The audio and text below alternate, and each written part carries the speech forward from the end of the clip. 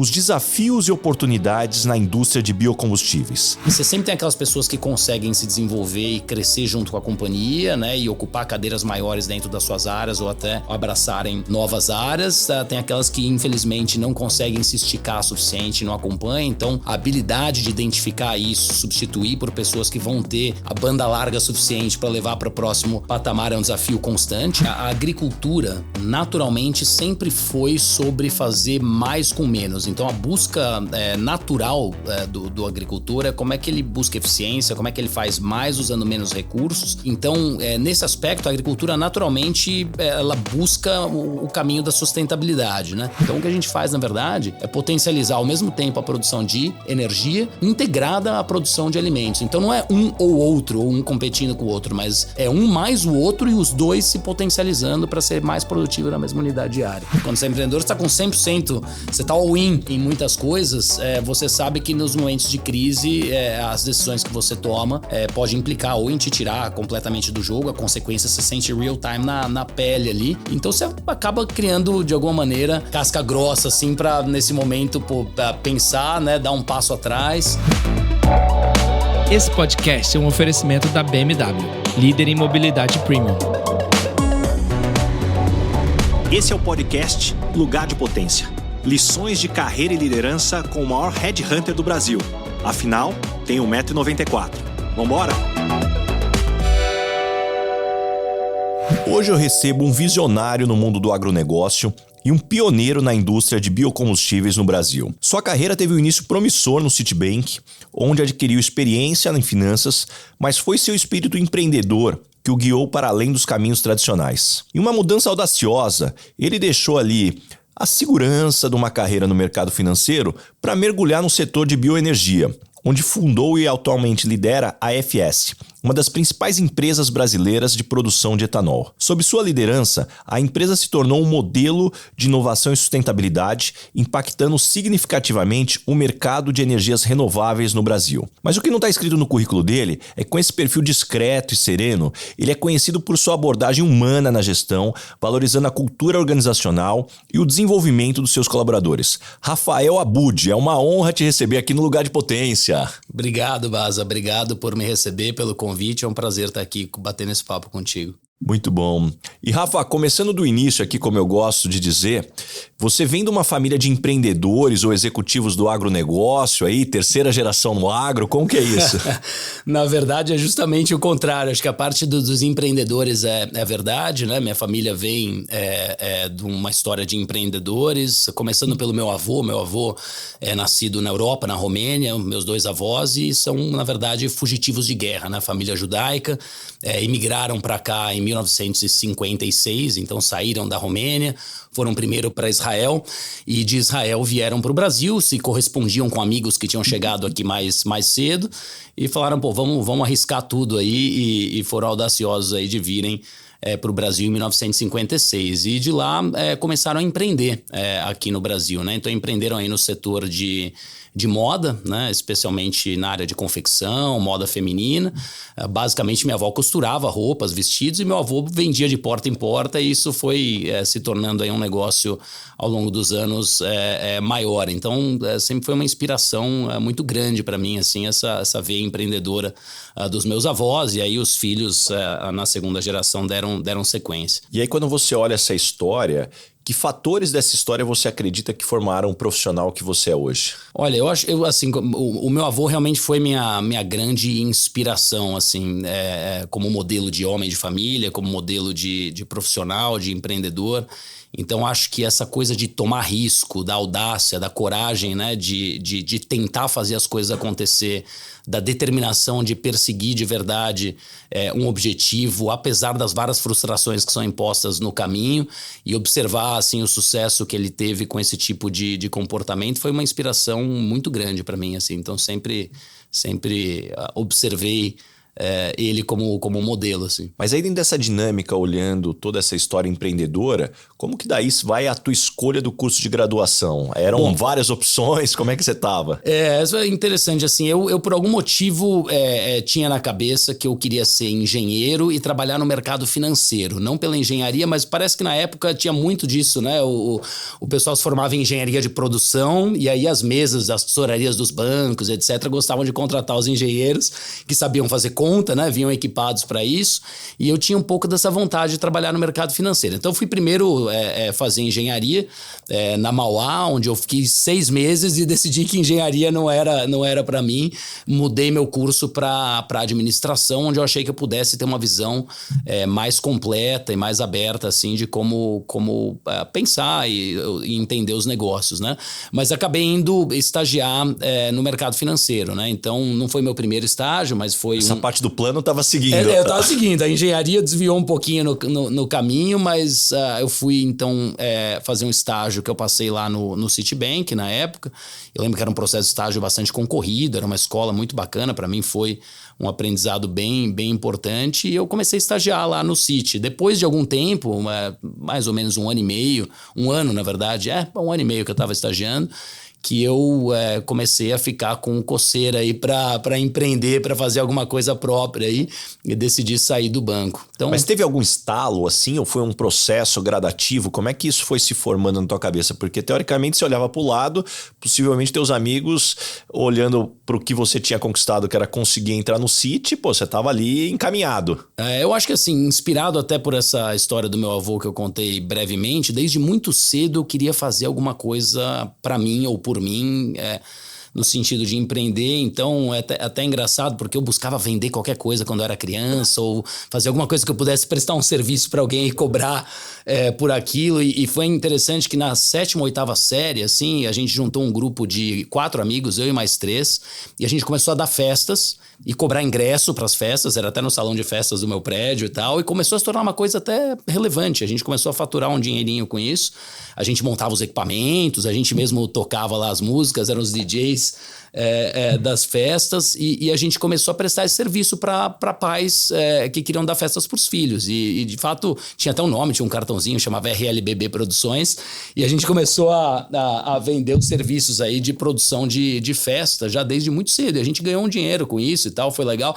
Então isso mais para dizer que eu comecei a ter um pouco dessas experiências e contato com o empreendedorismo desde cedo, e é uma pulguinha que ficou assim comigo, né? E quando eu estava no Citi, eu estava na área de análise de risco, né? E cobria vários setores, e em determinado momento, em 2004, eu comecei a cobrir algumas empresas do agronegócio. Então daí foi o meu primeiro contato assim com o agronegócio. Tinha outros 2 estagiários, colegas meus lá, cujas famílias sim tinham alguma conexão com o agro, fazenda no interior de São Paulo e tal, e eu conversava muito com eles e eu lembro que eu comecei a ficar fascinado pelo que eles me contavam, né? De como operava uma fazenda, como que funcionava produção de soja, produção de cana-de-açúcar e tudo mais, e ao mesmo tempo cobrindo as empresas do agro ali no Citi, eu comecei a ficar animado. E aí em 2004, na época era o primeiro mandato do governo Lula, e ele tinha passado o marco regulatório que instituiu o Programa Nacional do Biodiesel.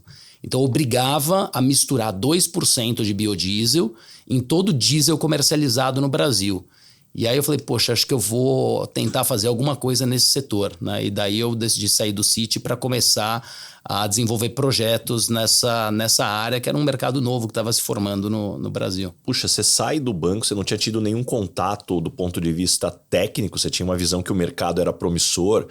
Como é que você estruturou aí o caminho para chegar, seja no produto ou mesmo no modelo de negócio? Boa pergunta, assim, inicialmente minha ideia era assim, eu vou sair do banco e vou montar uma usina de biodiesel. Eu tinha 19 anos, tava, né, precisava de um pouquinho de dinheiro só. Tava com um pensamento grandioso, assim, e aí eu fui falar com um tio meu, que é empresário e que gosta de apoiar, assim, novas ideias e tal. Ele falou, menos, calma. Segura aí, não vai ser uma usina de biodiesel que você vai montar, mas por que você não pensa em estudar mais sobre o setor, aproveitar que é um setor que ninguém ainda entende muito bem, o lado legislativo, o lado de como montar projetos, e tenta se aprofundar no tema e ver que ângulo que você pode prestar algum serviço ou que outro ângulo que você pode começar nesse setor. E ele me apoiou para sair do banco na época e eu fui estudar o assunto mais a fundo. E uma das coisas que eu percebi é que lá no Mato Grosso, eu não conhecia o Mato Grosso na época, os produtores rurais estavam usando óleo de soja nos motores dos seus tratores, das suas colheitadeiras, porque o óleo de soja era muito mais barato que o diesel. E o motor funcionava com óleo de soja, apesar de que dava um monte de problema de injeção eletrônica, de entupimento de filtro e etc. E o biodiesel era uma solução que ele poderia usar a própria soja que ele produzia na fazenda, esmagar, extrair o óleo e fazer a produção do seu próprio biodiesel para abastecer as máquinas de maneira mais segura do ponto de vista técnico. E aí eu comecei a pesquisar sobre esse assunto, descobri que tinha um fabricante na Holanda, que fazia pequenas usininhas de produção de biodiesel. Então aquele meu sonho de vou fazer uma usina de biodiesel saiu de uma coisa grande para um formato mais do tamanho de um liquidificador, literalmente. Fazia quase 50 litros por dia, alguma coisa assim. Fui lá para a Holanda, peguei a representação desse pessoal, falei, vou começar a importar esses equipamentos e vender para produtor rural.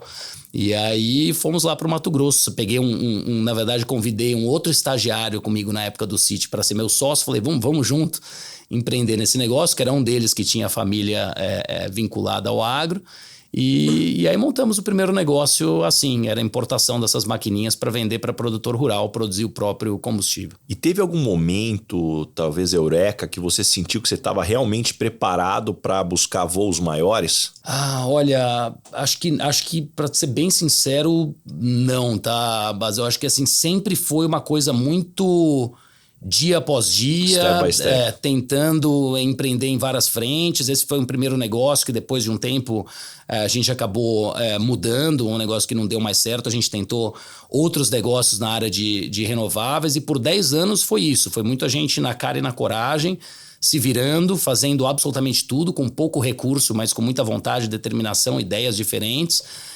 Batemos cabeça muitas vezes e é um empreendedorismo, especialmente quando você não tem um apoio muito grande assim do ponto de vista, né, financeiro ou de uma experiência prévia e tudo mais, ele é super desafiador, né? É uma montanha russa que, assim, às vezes você acorda, você acha que você tá no topo do mundo, animadão, ao longo do dia você tá já lá na baixa, né, achando que tudo vai dar errado, no final do dia você já acha que tá tudo certo de novo.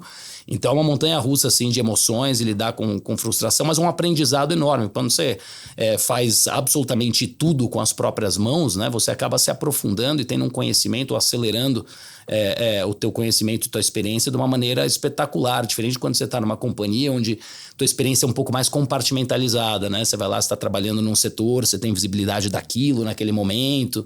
No empreendedorismo você se acelera de uma maneira muito, muito importante. Então foi dia após dia, assim, nunca teve um momento eureka, foi uma construção. Aproveitando essa tua experiência de acompanhar o mercado há tanto tempo, Rafa, o que mudou no setor de álcool de quando você chegou nesse mercado e como ele está hoje? Quais as principais transformações e acontecimentos que fizeram a gente chegar onde a gente está hoje no setor? Bacana, Bas. Acho que assim, esse é um dos setores da economia mais tradicionais do Brasil, né? Então, o setor de cana-de-açúcar tem os engenhos desde a época do descobrimento, né?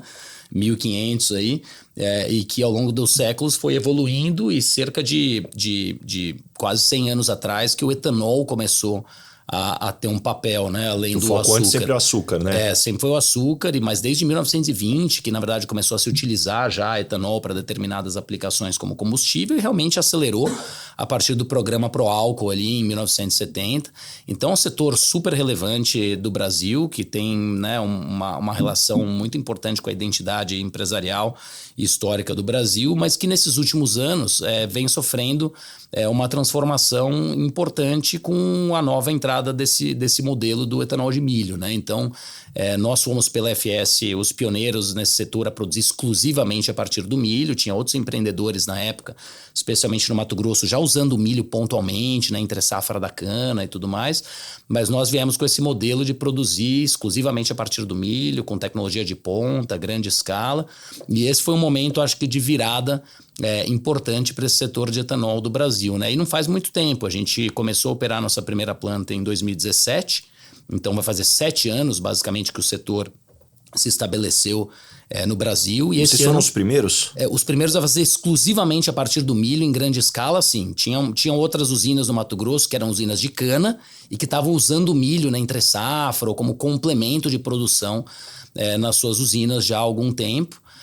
Mas com a tecnologia focada em milho fomos os pioneiros. E hoje o setor de etanol de milho, para essa safra que começou agora em abril, vai ser 30% do etanol produzido no Brasil. Então, você pensar que a cana-de-açúcar é um setor que vem há um século, né, desenvolvendo o etanol de milho chegou bem mais tarde, mais recente, mas já ocupou um espaço muito relevante. Então é um modelo bem interessante. Isso está transformando bem a indústria. E curiosidade, do ponto de vista do que chega na bomba, existe alguma diferença do etanol de milho ou da cana? Não, é exatamente o mesmo produto. Então, molecularmente é o mesmo produto, ele é indistinguível, tem as mesmas características, o processo produtivo é diferente, a matéria-prima é diferente, a pegada de carbono também muitas vezes é diferente, mas para o consumidor final não faz diferença nenhuma. E hoje, como já é quase 30% do etanol brasileiro, basicamente todo consumidor que está optando por etanol na bomba ou gasolina que tem etanol misturado, de alguma maneira está consumindo etanol de milho brasileiro também. Você se envolve com as histórias, experiências e aprendizados que eu compartilho aqui em cada episódio? Então pense no efeito transformador dessas lições aplicadas na sua equipe. Conheça mais sobre a minha palestra Lugar de Potência acessando o link na descrição do episódio. Não só inspire, mas revolucione o potencial do seu time. E Rafa, considerando a tua experiência em bioenergia, cara, qual que é a tua opinião do argumento de que a bioenergia ainda desloca recursos que poderiam ser usados para a produção de alimentos, né? Como é que você responde a essas preocupações? Esse é um tema bem interessante, assim, que gera muito debate, né? Ele é um tema principalmente capitaneado pela Europa, né? Então a Europa que acabou formulando um pouco esse pensamento, mas quando a gente olha para a realidade brasileira, a gente vê um cenário muito diferente. O Brasil tem um potencial e, na verdade, uma realidade que é única do nosso país, que é a capacidade de produzir muito mais grãos e alimentos e biocombustível no geral na mesma unidade de área. Então, você vai para os Estados Unidos, que é o outro grande produtor de agricultura no mundo, por uma questão climática, o produtor tem que optar se ele vai plantar uma safra de soja ou se ele vai plantar uma safra de milho, né? Então, você não consegue plantar 2 safras no mesmo ano, porque o clima é frio, congela o solo, você não tem chuva. No Brasil é diferente, especialmente no centro-oeste, né? Então, os produtores aqui, eles produzem 2 safras no mesmo ano, a safra e a antiga safrinha, hoje já se chama safra e segunda safra, porque é o que era chamado safrinha, virou uma safra enorme. Então, na mesma unidade de área, o produtor vai plantar soja, colher a soja, na medida que ele colhe a soja, ele já planta o milho e colhe o milho na sequência, tudo dentro do mesmo ano agrícola, com chuva natural, sem irrigação, né? Então, com isso, você consegue produzir muito mais na mesma unidade de área. Então, o fenômeno que aconteceu nesses últimos anos, quando a gente instalou nossas indústrias, é que cresceu de maneira muito acelerada a produção de milho no Mato Grosso. Então, saiu de 20 milhões de toneladas por ano para 53 milhões de toneladas por ano, mais do que dobrou, né, nesses 7 anos que a gente está operando, sem ocupar terra adicional. Então, você tem 3 vetores de crescimento que são possíveis no Brasil. Aumento de produtividade do próprio milho por unidade de área, aumento da área de segunda safra dentro das áreas de primeira safra, então você não está usando terra nova para produzir aquele milho, e você tem conversões de áreas de pastagem que estão acontecendo no Mato Grosso, que são áreas já desmatadas há muito tempo atrás, já em produção agropecuária, convertendo isso para grãos também. Então, você tem a capacidade no Brasil de crescer muito a produção de grãos, economizando terra. O que, na verdade, esvazia toda essa discussão de que compete por alimentos. O que a gente pode fazer aqui no Brasil e faz na prática é um grande sistema integrado de produção de energia e alimentos, né? Você vê o nosso próprio negócio, a gente pega o milho e a gente basicamente desmonta o milho, né? O milho ele é feito de amido, gordura, proteína e fibra, grandes componentes, né? O amido vira etanol. A proteína, gordura e fibra voltam para o mercado na forma de produtos para nutrição animal. Então, o que a gente faz, na verdade, é potencializar ao mesmo tempo a produção de energia integrada à produção de alimentos. Então, não é um ou outro, ou um competindo com o outro, mas é um mais o outro e os dois se potencializando para ser mais produtivo na mesma unidade de área. E hoje dá uma ideia da proporção, Rafa, que vocês produzem aqui para a gente ter uma ideia do que isso impacta no mercado. A FS hoje processa 5,1 milhões de toneladas de milho por ano, né? Então, isso, se você pegar os dados do Mato Grosso do ano passado, é cerca de 10% do milho do Mato Grosso, e a gente produz 2,3 bilhões de litros de etanol por ano, né? Então isso dá mais ou menos 7% do mercado de etanol brasileiro. Isso com 3 unidades industriais, todas lá no Mato Grosso. E além disso, a gente produz 1,8 milhões de toneladas de produtos de nutrição animal, que vão para dietas de suínos, aves, bovinos, aquacultura, animais de companhia.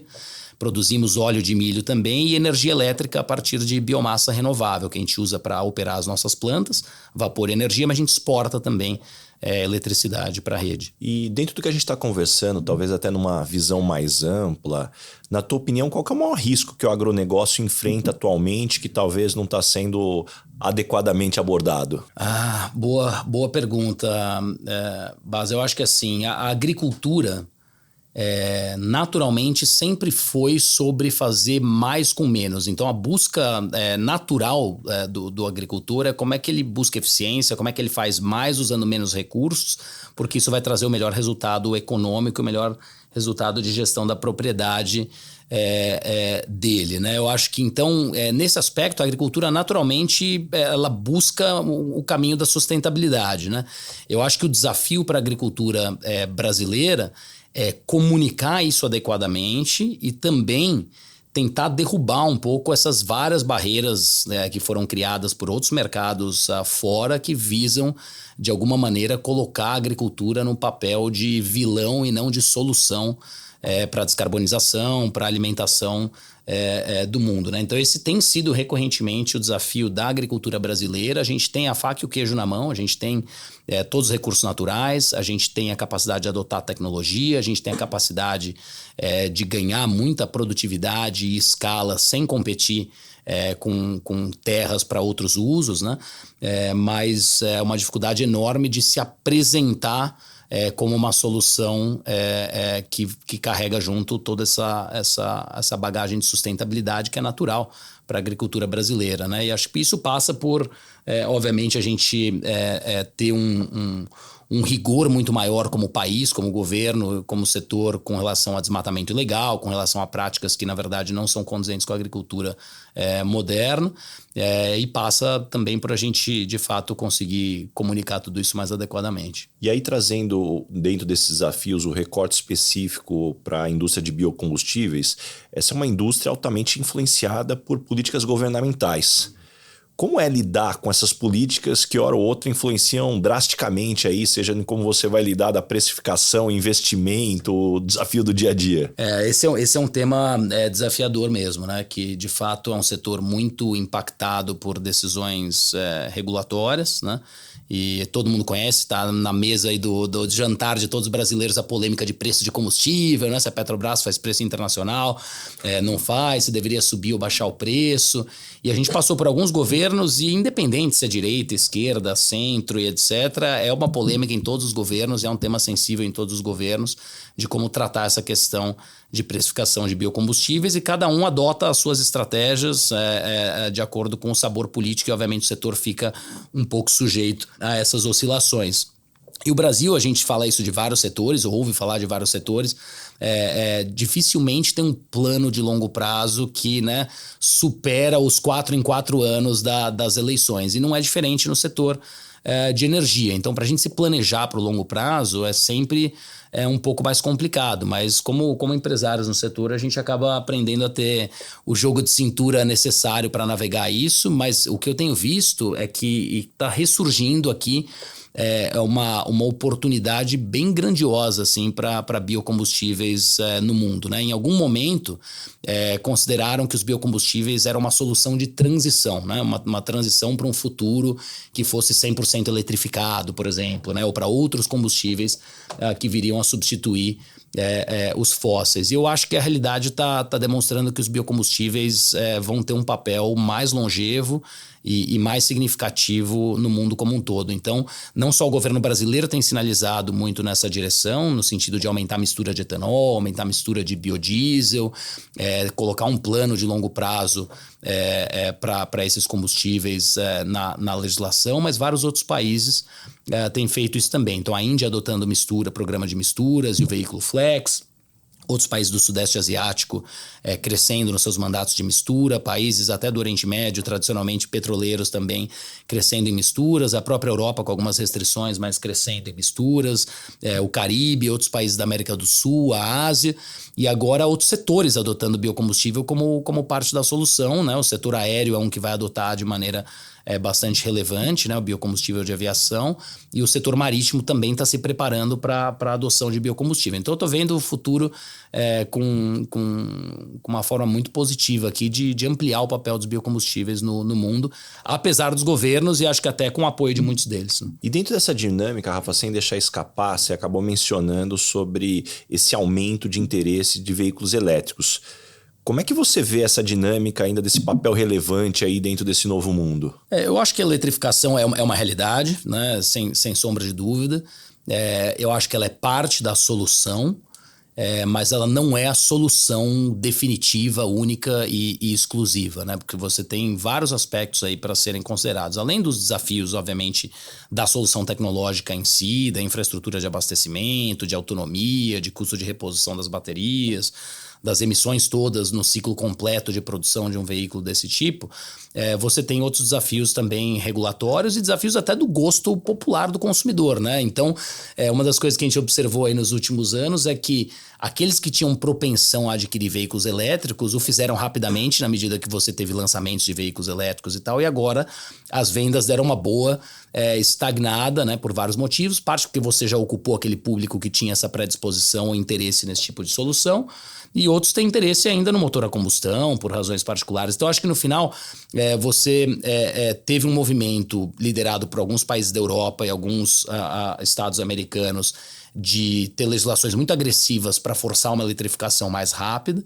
E, na realidade, hoje está havendo um certo revisitando um pouco essas políticas, tentando ser um pouco mais gradual e ponderado e entendendo que as soluções vão ser várias. Vão ser o veículo exclusivamente elétrico a bateria, vai ter o veículo elétrico movido a etanol, vai ter o veículo elétrico a hidrogênio, vão ter várias combinações de soluções híbridas entre motores a combustão e motores elétricos. Então, cada país, cada região, cada público do ponto de vista também de poder aquisitivo vai ter uma solução um pouco diferente. Então, para resumir, acho que a solução elétrica ela é uma realidade, mas vai ser um pedaço do mercado, né? Acho que o motor a combustão ainda vai ter uma vida longa. E Rafa, voltando agora para a FS, cara, como é que foi a transição de startup para uma grande empresa, né? Quais os desafios de escalabilidade você enfrentou e como que você superou aí? Assim, são vários desafios, né? E eu penso, eu gosto de pensar na FS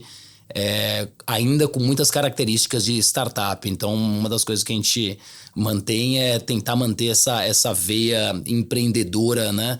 Fluindo aí na liderança da companhia e a coragem de tomar risco e fazer as coisas acontecerem, né? De maneira rápida, tomar decisões rápidas, não perder as oportunidades que nos são apresentadas, mas ao mesmo tempo como que a gente escalona um negócio que realmente se tornou muito relevante, controlando riscos e tendo a capacidade de gerenciar hoje um volume transacional muito maior e uma complexidade de negócio muito maior. Então, acho que um dos grandes desafios sempre foi pessoas, né? Então, eu acho que isso é típico em empresas que crescem muito, muito rápido, né? A gente saiu do zero 7 anos atrás para uma empresa de porte relevante em pouco tempo, e você sempre tem aquelas pessoas que conseguem se desenvolver e crescer junto com a companhia, né? E ocupar cadeiras maiores dentro das suas áreas ou até abraçarem novas áreas. Tem aquelas que infelizmente não conseguem se esticar o suficiente, não acompanham. Então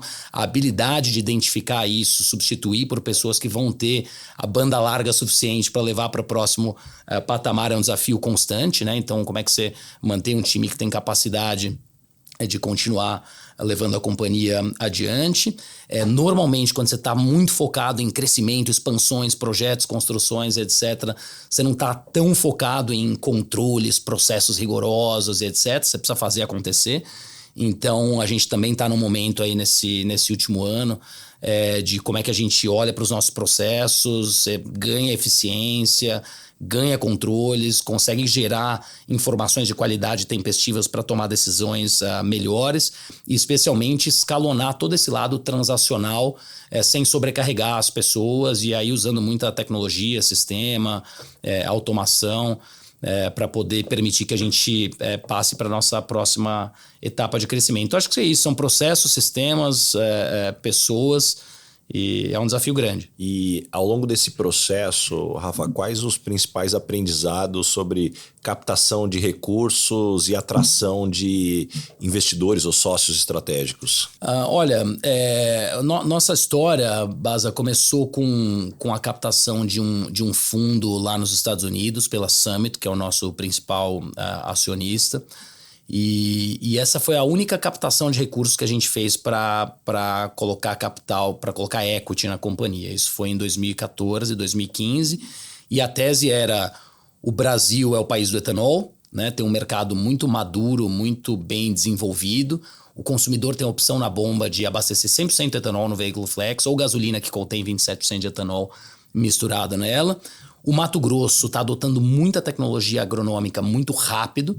Tem um clima espetacular, está começando a crescer de maneira incrível na produção de milho. Não tem logística para tirar esse milho lá do Mato Grosso para acessar os mercados consumidores. É muito caro e precário a logística. Não tem liquidez para o produtor e o milho está sobrando, né? O milho está sobrando.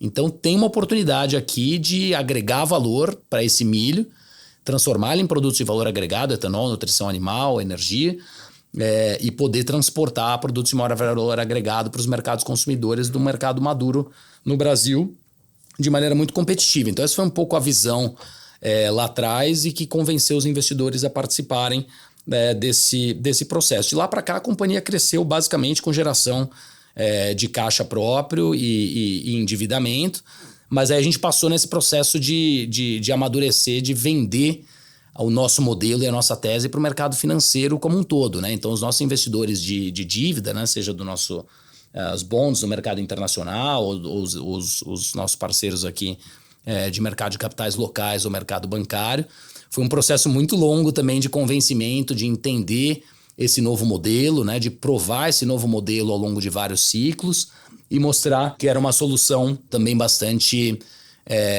eficiente para o mercado de biocombustível brasileiro. E acho que depois desses anos todos a gente conseguiu convencer aí o mercado e fazer entender o nosso modelo de produção e sempre com muita transparência, né? Abrindo para os investidores quais são os reais problemas e desafios do setor, quais são as vantagens, onde a gente pode enfrentar a turbulência e como funcionam os ciclos das commodities e como isso se aplica ao nosso negócio. E acho que hoje tem um entendimento mais amplo e hoje é um pouco mais fácil vender FS para o mercado do que foi lá no começo. E dentro dessa dinâmica, Rafa, hoje você está muito inserido no agronegócio. Eu queria explorar um pouco sobre qual que é o maior erro que você ainda vê os outros líderes cometendo no agronegócio e talvez como evitar cometer esse erro. Eu tinha comentado os desafios de comunicação do setor, né?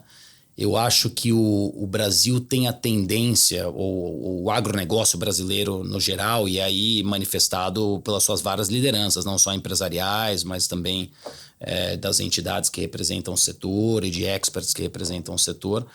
Muitas vezes eles caem um pouco no erro ou no vacilo de dizer, olha, nós somos os melhores que tem no agronegócio, tudo que a gente faz é perfeito, nossa produtividade é melhor, a gente alimenta o mundo, a gente produz com muita eficiência, toda a parte de sustentabilidade ou as questões de desmatamento não tem nada a ver com o agronegócio, etc. e tal. Então, quando a gente parte de uma posição onde a gente está se colocando como os melhores e muitas vezes tentando varrer os problemas para debaixo do tapete ou não falar sobre eles de maneira aberta, eu acho que a gente acaba não ajudando a romper essa barreira de comunicação. Parece sempre o setor advogando em causa própria, não sendo transparente com os problemas reais que existem, não sendo propositivo com as soluções. Então, acho que a gente deveria talvez corrigir um pouco mais aí a forma que a gente vende o nosso peixe para poder construir esse caminho de sair da cilada aí de ser sempre visto como como vilão, assim, especialmente do ponto de vista de sustentabilidade. E além da comunicação, se você pudesse implementar uma mudança radical no agronegócio sem enfrentar oposição política ou nem oposição econômica, qual seria? Putz, Baza, não sei se eu sei te responder essa pergunta, não. Eu acho que o agronegócio brasileiro, como eu comentei, é uma coisa assim espetacular, a abertura que ele tem para adotar tecnologia, para se transformar constantemente, apesar de ser um setor bastante tradicional e muitas vezes conservador, ele não é tanto assim quando a gente fala em termos de adoção de tecnologia e melhores práticas, né? Um setor muito aberto e que abraça bastante inovação e produtividade. Então eu não sei se eu tenho Mas talvez nesse ponto, acho que é um ponto interessante para a gente explorar. Quais foram os principais desafios que você enfrentou ao liderar essa transformação digital, né, nesse setor tradicionalmente analógico? Então, esse eu acho que um dos grandes desafios que a gente enfrenta como FS, hoje é um mundo que exige cada vez mais certificação da cadeia completa de produção, né? Então você tem que comprovar que aquele milho que a gente está comprando vem de uma fazenda que não houve desmatamento ilegal ou que também não houve nem desmatamento legal a partir de uma determinada data de corte, que os insumos, as sementes, os fertilizantes e as práticas agrícolas que foram adotadas são tais que geram determinada pegada de carbono, que a logística e a cadeia de custódia daquele grão passou por várias etapas e aquele grão de fato chegou na nossa fábrica. Então, toda essa rastreabilidade e monitoramento da cadeia de produção foi uma área que a gente enfrentou um desafio enorme, porque você chega para o produtor para poder coletar esse dado, primeiro ele não quer muito compartilhar os dados da porteira para dentro dele, né? Aí quando você vai tentar pegar esse dado, mesmo que ele tope, ele fala, tá bom, então vou dividir esses dados com você. Tá bom, onde é que tá o dado? Fala aí com o meu contador, né? Aí você vai lá no escritório de contabilidade do cara, o cara tem lá um monte de notinha de fertilizante, tudo meio misturado, né? Se é o fertilizante que ele usou para soja ou usou para o milho. Então, uma das grandes áreas que a gente investiu muito em digitalização e que no começo houve uma resistência maior por parte dos produtores e hoje tem uma adoção mais ampla, é como que a gente monitora e rastreia toda essa cadeia, como que a gente ajuda o produtor a coletar e registrar dados de tudo que ele faz na produção dele para que a gente possa usar esses dados para gerar, por exemplo, créditos de carbono que depois são monetizados e como que a gente rastreia isso de maneira digital, né? Então hoje a gente tem ferramentas que a gente acompanha milhares de territórios em real time, via satélite, geomonitoramento, cruzando com várias bases de dados para poder saber exatamente o que aconteceu naquela fazenda, em que momento que houve desmatamento ou não, se houve algum embargo ambiental ou não, que tipo de fertilizante, aí trabalhando muito com sistemas que a gente tem ajudado os produtores a implementar, que fertilizantes ele usou, que sementes, que defensivos químicos, quantos litros de diesel, quanta energia ele consumiu, e com isso vai criando uma base de dados que permite cada vez mais certificar o produto para vários mercados e monetizar isso através de crédito de carbono ou de prêmios de rastreabilidade. Então, acho que uma das grandes transformações que tem acontecido no agro é essa digitalização para poder coletar dados e usar isso para poder qualificar o produto. Puxa, te escutando aqui, Rafa, para mim fica muito claro que não faltou diversão aí ao longo dessa construção. E nesses momentos de crise, como é que você mantém a clareza para tomar decisão e passar por esses momentos? Eu acho que, assim, tem muito a ver com a minha formação nos primeiros 10 anos de empreendedor, né? Quando você está fazendo tudo sozinho, com a cara e coragem, né? Se metendo em um monte de coisas diferentes e naquela montanha-russa que eu te comentei, né? Acordar no topo e dormir lá embaixo, você aprende a lidar muito com frustrações, né? Então, acho que eu me frustrei demais, assim, muitas vezes como empreendedor e aprendi a lidar com isso.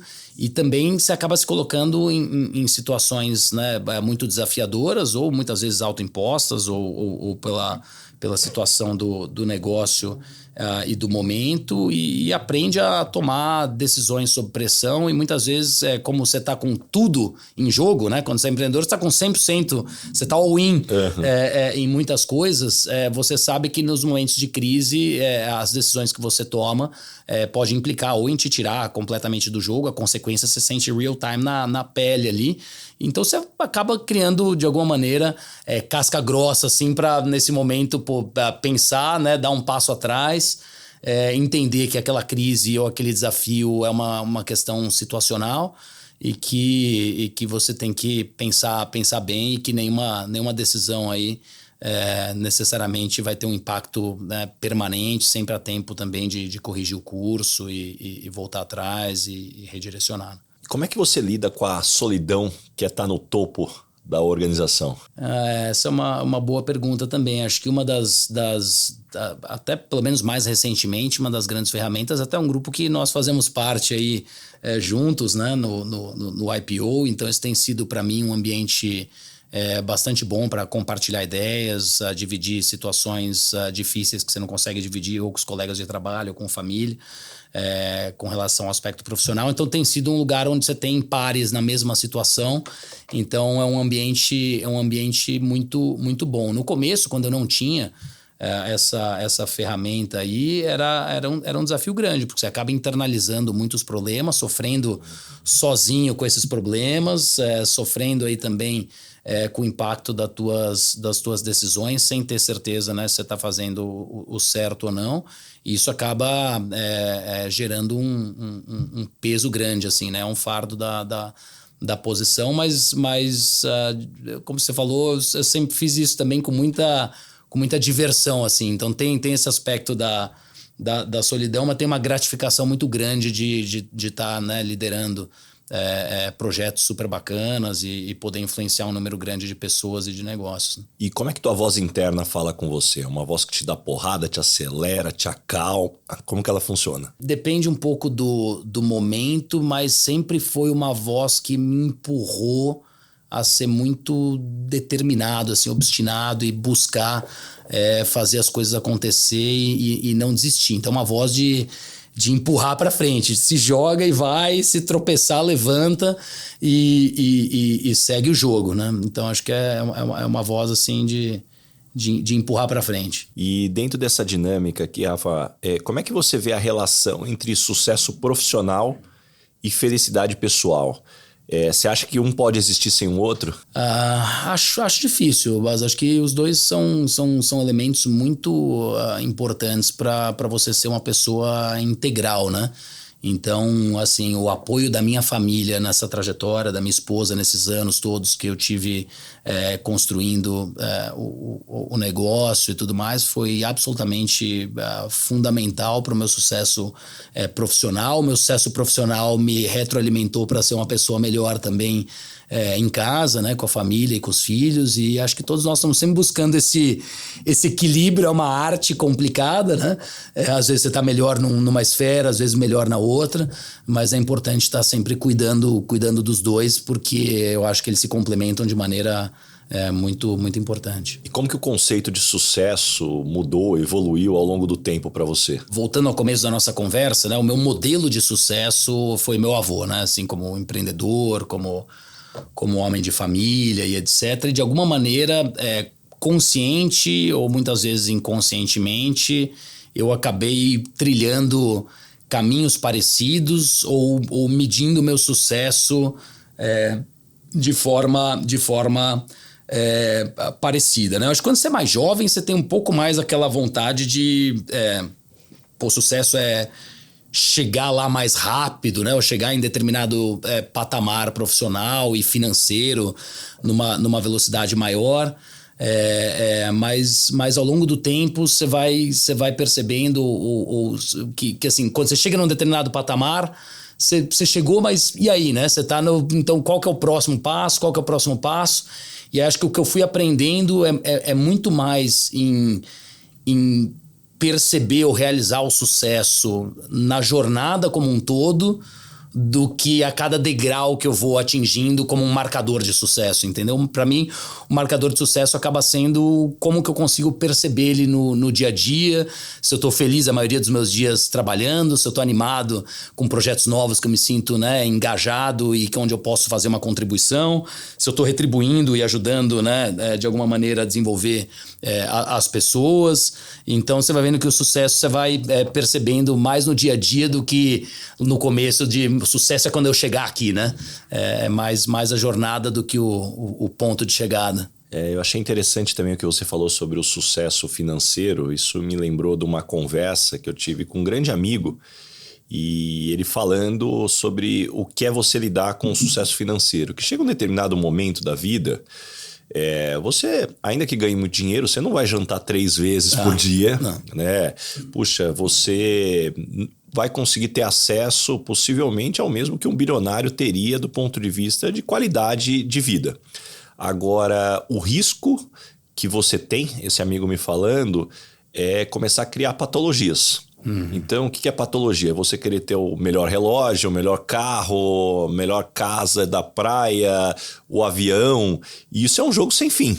Se você entrar dentro dessa dinâmica aqui, é onde você vai ter um grande problema. Então, acho que encontrar esse equilíbrio é o grande desafio de você falar assim, puxa, é claro que a gente vive num país onde a gente, sem condição financeira, a gente não consegue prover o melhor para nossa família, mas acho que esse ponto que também muda para cada pessoa, acho que é o grande desafio que eu acho que a hora que você vai chegar numa determinada da fase da vida, você começa a se questionar. É isso aí. Não, e uma frase interessante que eu li outro dia que, e eu não lembro de quem que era, mas era uma frase assim: a vida é um eterno balanço entre o desejo de ter e o tédio de possuir.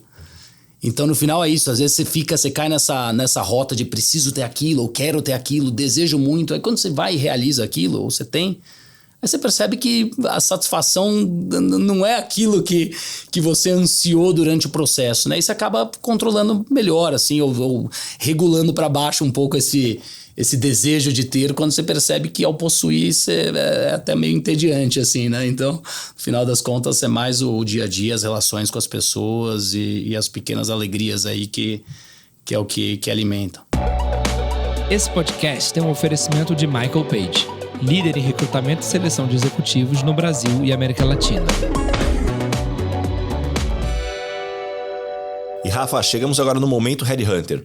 Qual que é a pergunta que você sempre faz nas entrevistas para contratar alguém para o seu time? Eu não sei se eu tenho uma pergunta específica, mas o que eu sempre tento entender nas entrevistas, Baza, é quando a pessoa está contando alguma experiência de sucesso, ou algum fracasso, alguma coisa que aconteceu na carreira dela. Eu tento muito entender e perguntar para a pessoa qual foi o papel dela naquela história. Porque às vezes está contando uma coisa que a empresa fez ou que o time fez, e obviamente ele teve um papel, mas eu busco entender qual foi o seu papel específico, que tipo de habilidades você precisou usar para influenciar esse resultado específico e tentar entender o que tem dela naquela história que ela tá me contando. E aí eu acho que isso eu consigo muitas vezes entender assim a pessoa de maneira mais completa. Então isso eu sempre busco fazer. Que tipo de pessoa não dá certo trabalhando com você?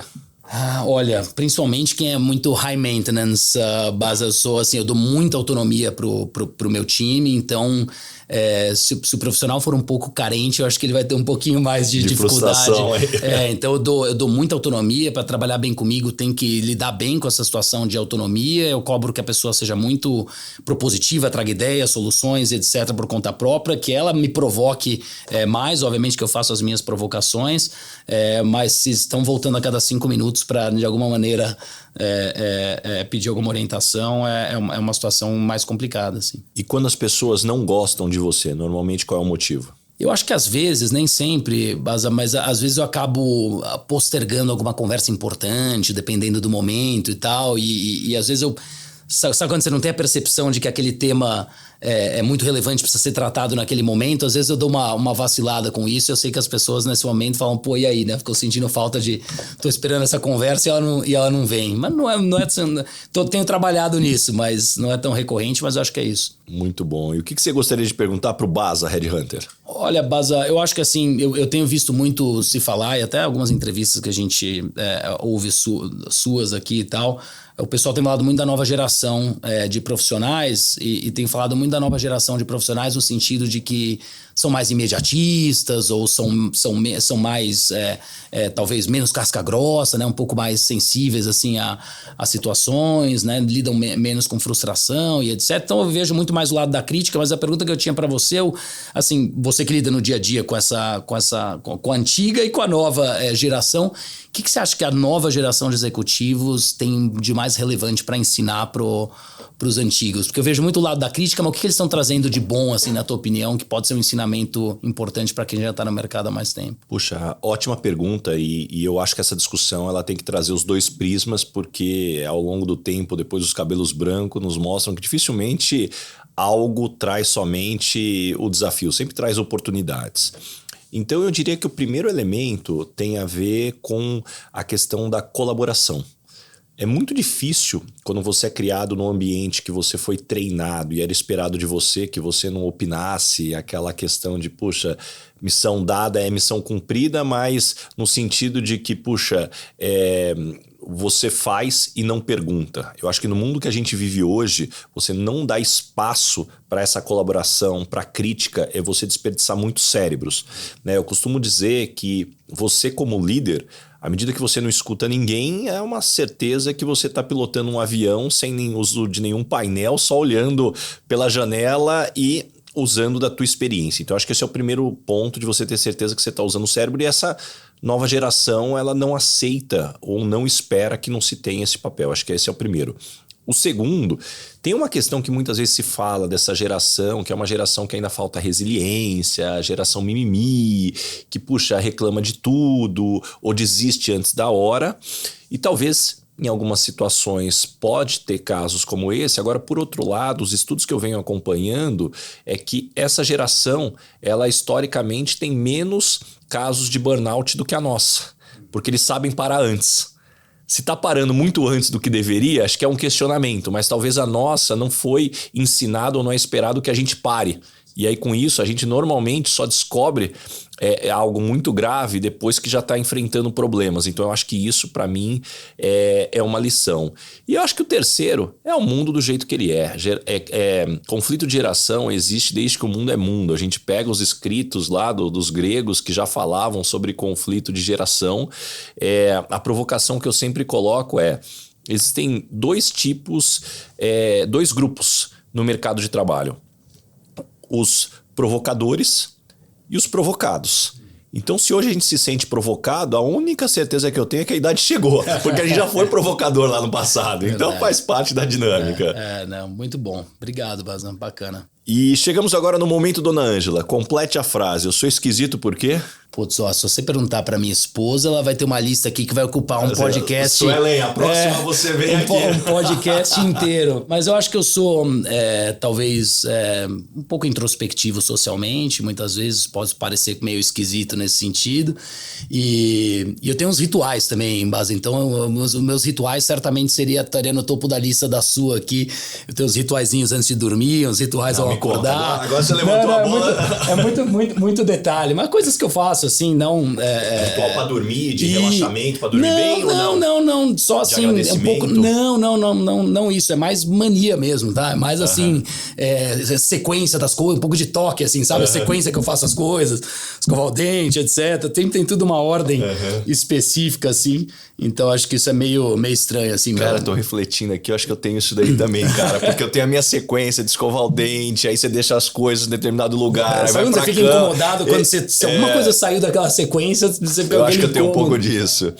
E qual é o maior perrengue ou situação engraçada que você já passou aí no mundo corporativo? Putz, eu passei vários perrengues, assim, mas eu acho que uma situação complexa que eu passei, teve uma época que eu intermediei uma venda de um biocombustível de aviação para uma companhia aérea sul-americana. E foi um processo assim bacana no começo e muita expectativa, ia ser o primeiro voo com biocombustível, isso há 15 anos atrás. E ia vir o presidente do país lá participar também do lançamento desse voo. E estava todo mundo super animado, eles tinham feito toda uma estratégia de marketing de como eles iam se posicionar no mundo de biocombustível de aviação. E essa companhia aérea estava com uma expectativa de que esse biocombustível tivesse sido produzido de uma determinada matéria-prima. E, na verdade, o biocombustível que eu vendi para eles tinha sido produzido de uma outra matéria-prima. Mas foi um grande mal-entendido ao longo do processo, que só se revelou assim, no dia anterior do voo. E eles estavam com toda a comunicação preparada para dizer, olha, estamos voando no biocombustível produzido a partir de tal. E, na verdade, era produzido a partir de óleo de cozinha usado, e assim, não tinha mais tempo de mudar a comunicação, não tinha mais tempo de mudar a estratégia. Foi um perrengue forte, assim, em base, porque eu me vi no meio daquilo como quem intermediou o negócio, faltou ali, obviamente, clareza de comunicação nesse assunto. Ficaram muito bravos comigo aí, obviamente, tanto o cara que forneceu quanto o pessoal que comprou. E para mim, assim, foi uma situação ruim profissionalmente na época, mas foi um grande aprendizado também de over-communicate, ser muito claro com relação a tudo que você está fazendo, não assumir que o outro entendeu necessariamente da mesma forma que você. Foi um aprendizado grande, mas foi um golpe lá atrás, assim.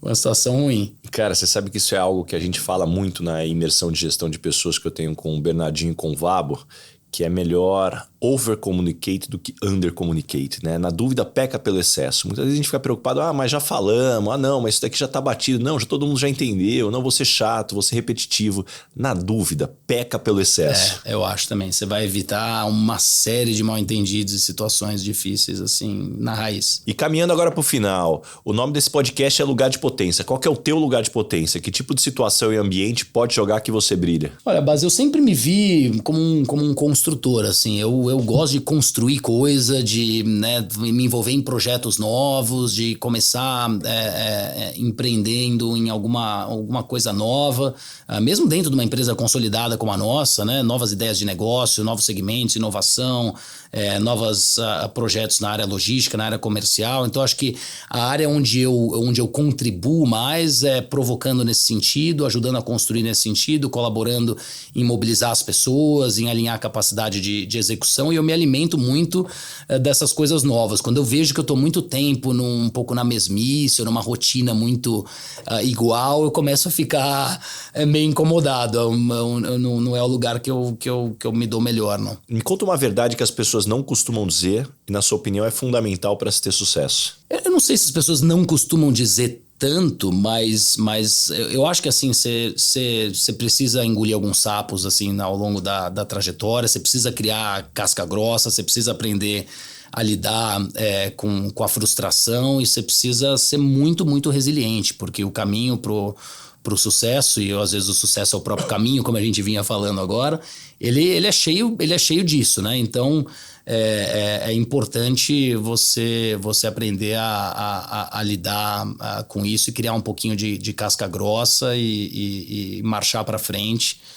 Senão você não chega lá. E o que você aprendeu nos últimos 12 meses, seja em conhecimento ou habilidade? Putz, eu aprendi bastante coisa, mas eu tenho gastado um bom tempo lendo sobre saúde no geral, assim, Basa. Temas também de longevidade, que eu sei que está bastante hoje, né?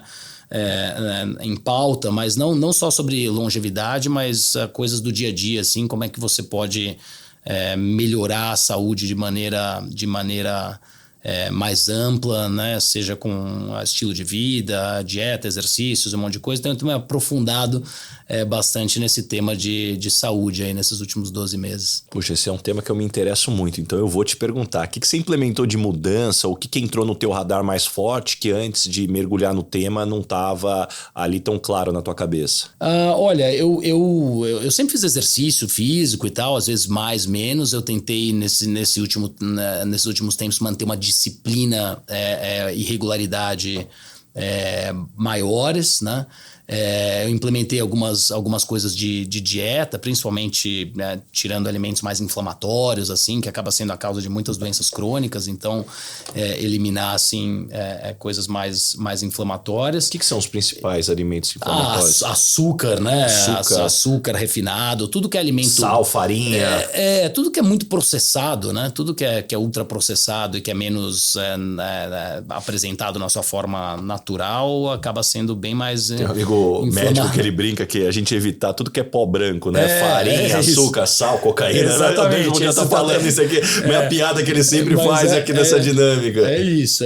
Então acho que evitar ao máximo assim, alimento muito, muito processado, cuja lista de ingredientes seja absolutamente longa e você não conhece 90% do que está escrito no rótulo, acho que é talvez a principal. E eu tenho...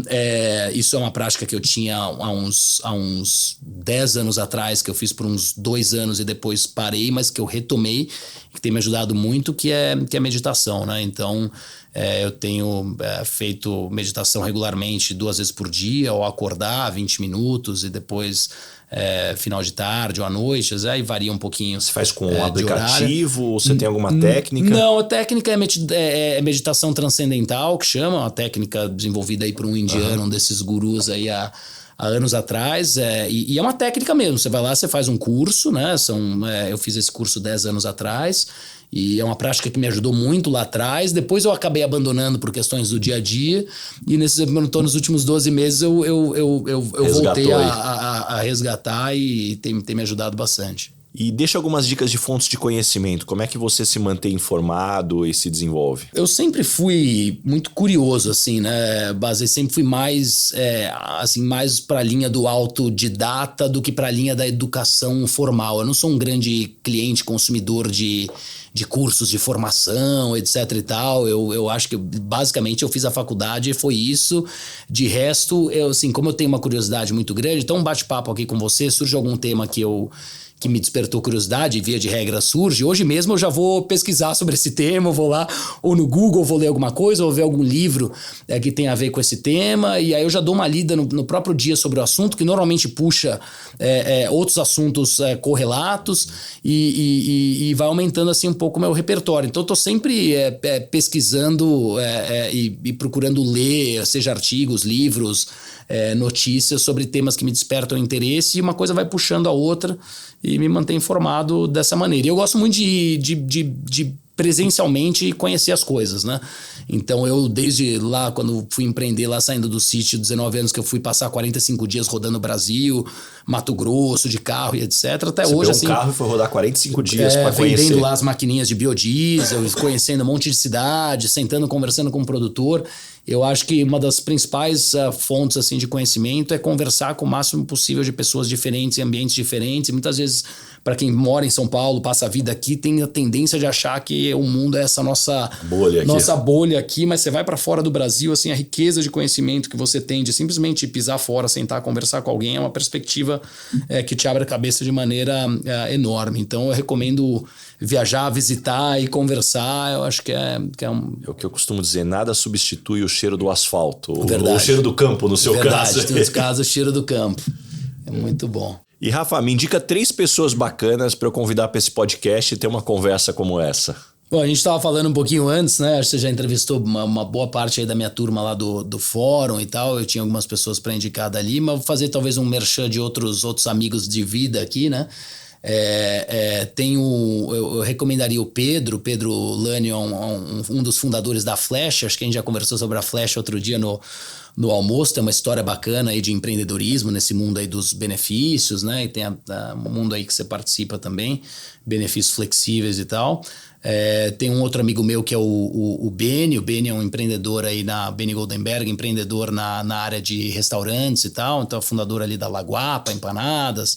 Também é do Arturito e outros empreendimentos aí no mundo dos restaurantes. Tem uma história de empreendedor super bacana. Também começou no mundo como executivo, multinacional, e depois foi empreender nesse mundo. E acho que talvez alguém lá do Mato Grosso, que tem um pouco dessa história do pioneirismo de ter desbravado e começado toda essa transformação do agronegócio lá. Um cara bacana é o Rogério Ferrarin. Talvez você conheça, conheço bem. Tá no também IPO o Rogério, também. Um ótimo nome também. E o Rogério é um amigão, um grande fornecedor nosso de milho lá, e ele fez parte dessa geração, o pai dele e ele, de chegar lá do zero no Mato Grosso e construir uma grande empresa do agronegócio lá. Acho que ele vai ter muita experiência bacana para o público entender um pouco desse mundo do Mato Grosso aí. Legal, adorei.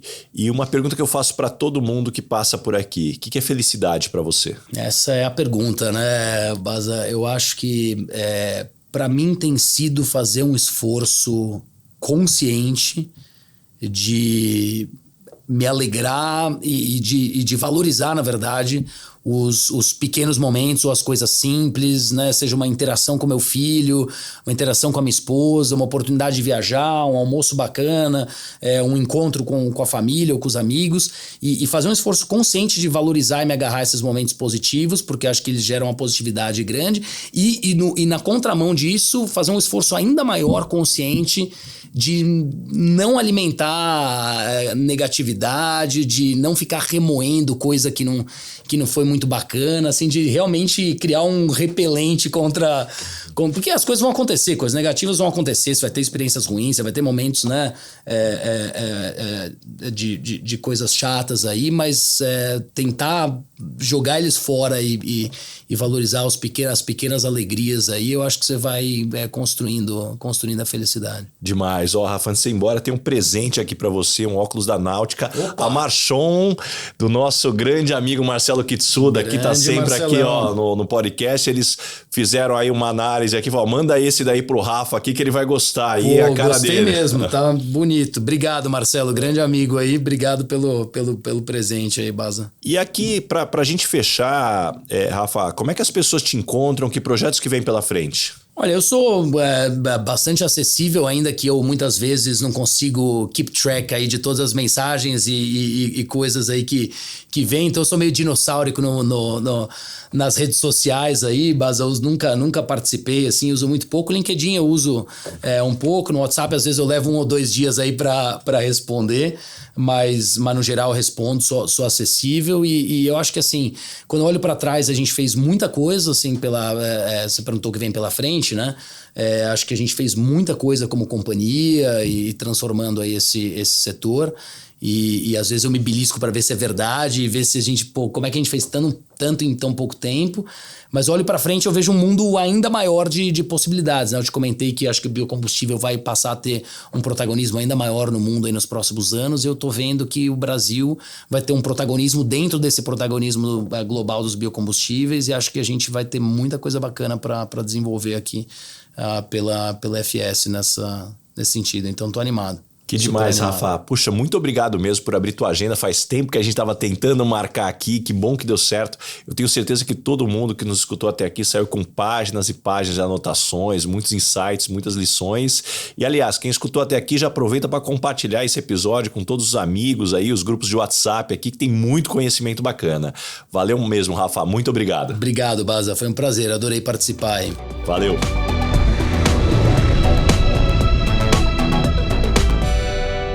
Este podcast foi editado por Felipe Mux.